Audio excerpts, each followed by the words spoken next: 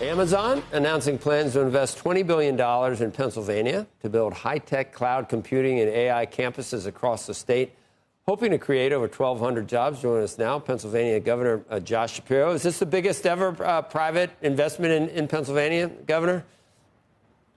The biggest ever by a factor of 3. And I think it's important to note that this is just an initial investment coming from Amazon of at least $20 billion. So this is going to grow. Pennsylvania is going to be better off. I think America is going to be better off because we're going to win the battle of AI supremacy, and it's going to be done right here in the Commonwealth of Pennsylvania. So since 2010, Amazon has invested $26 billion. So this is with the $20 billion we're talking about now, or they've already done that? With the initial investment here of $20 billion at these 2 sites, and again, it's going to grow. We anticipate creating nearly 10,000 construction jobs, about 1,250 permanent jobs just in these 2 facilities alone. And the Commonwealth is investing in this deal not by providing any funding to Amazon, but actually investing in workforce. So we've created a nexus between our community colleges in the area, our high schools in the area, to be able to train students, to be able to train folks, to be able to go and work directly in these AI facilities. So this is a win all around. Amazon is going to pay hundreds of millions of dollars in local taxes to support our local police, our local schools, parks and trails, roads and bridges, things that are going to enhance our communities.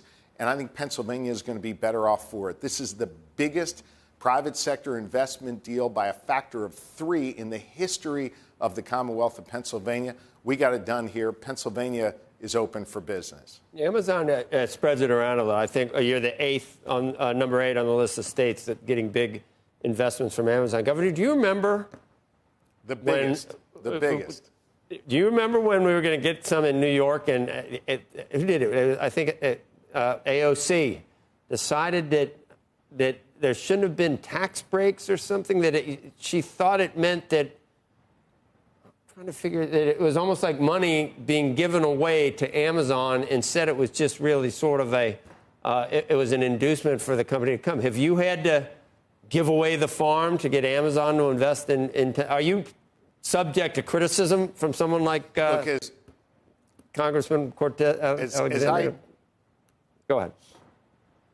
As I just said a moment ago, the Commonwealth of Pennsylvania did not provide any cash incentives to Amazon here at all. 0. We are investing $10 million in workforce development. And I want to tell you, those dollars are going to our community colleges. Those dollars are going to union apprenticeship programs. Those dollars are going to other training programs, because we want to make sure our workforce gets the skills they need to be able to work in a facility like this. You know, yesterday I was in Luzerne County with the folks from Amazon making this announcement. This is a community that over time has been hollowed out, that's been desperate for job creation. And we delivered that yesterday, and that was only one of the sites that we announced. Now the important thing is making sure we give the skills to those who live in Luzerne County, love Luzerne County, this rural, wonderful county in Pennsylvania, so they can stay in the community that they love and they can work and be a part of this. Listen, Pennsylvania has a rich tradition when it comes to innovation and when it comes to leading the world.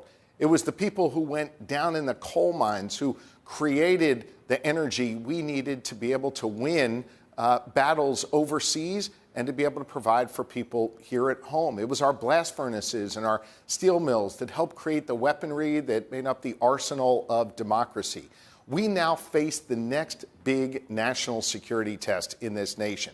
And that is, are we going to win the battle of AI supremacy, or are we going to cede the ground to China? I do not want to cede anything to communist China. I want to win here in America. And the way we win here in America is with the hands of Pennsylvania workers, just as we've done throughout our history. So we're investing in Pennsylvania workers. We are thrilled to have Amazon here helping us in this battle of AI supremacy. And there's a whole lot more to come. Governor, I'm reading everywhere in the notes, moderate. I see moderate. They never just call you a Democrat. They always call you a moderate. So there's a couple of things I'd like to get your... I don't... Go ahead. I don't believe in these labels. I believe in common sense. governing. You know, I'm the governor of the ultimate swing state in the nation. And by the way, a governor who earned more votes than anybody in the history of Pennsylvania running for governor. I say that not to pat myself on the back, but I say that with purpose. And that is the only way you earn those votes is by getting, yes, of course, Democratic votes from my party, but also getting a whole lot of votes from independents and Republicans. And I've tried to stay true to that as I've governed. Bring Republicans and Democrats together to get stuff done. Right. We've heard about some of the hand-wringing in circles about the Democratic Party at this point. So maybe, you know, you're a good person to talk about. We could talk about a couple of things. What your preference, whatever is the most pressing issue that we talk about, anti-Semitism on college campuses and the way it's being handled with the Trump administration. Then again, I look at what Governor Newsom and this kerfuffle between the governor and some local politicians out there in the Trump administration with the National Guard. I just wonder, and I don't know how you feel about ICE and immigration, but if you had government agents that were at risk and you had some of the things that we've seen happening out in California, would you have called in the National Guard in Pennsylvania? Would you have tried to help what was going on? And then if the president found the need, would you have said it's your fault that all this is happening? I just don't think that's a winning issue. If I was going to give advice to Democrats, I'd say, you know, you're lost in the woods again.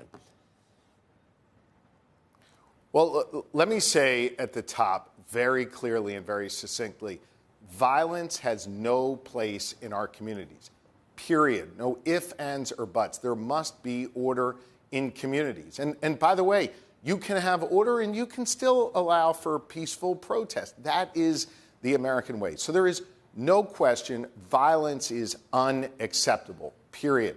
I think the question you're asking, the underlying issue here is who is best equipped to create order, to tamp down violence in a community. Look, I'll speak for us here in Pennsylvania. I take very, very seriously the leadership role I have of the Pennsylvania State Police, and that I am the commander-in-chief of the Pennsylvania National Guard. I've deployed our Guards people here inside the boundaries of Pennsylvania after, say, a natural disaster. They do great work. I've also deployed our National Guard troops to the southern border to work with our federal partners to make sure the border is secure. I share that with you because I want you to know we've been involved in both federal and state-run operations. The key to all of that is making sure you have organized communication between the federal government and the state government. I think it's also really important to make sure that our military personnel are not engaged in local law enforcement activities that, quite frankly, they're not trained for, and the doctrine of posse comitatus makes it really something that they should not engage in, but for the most extreme circumstances.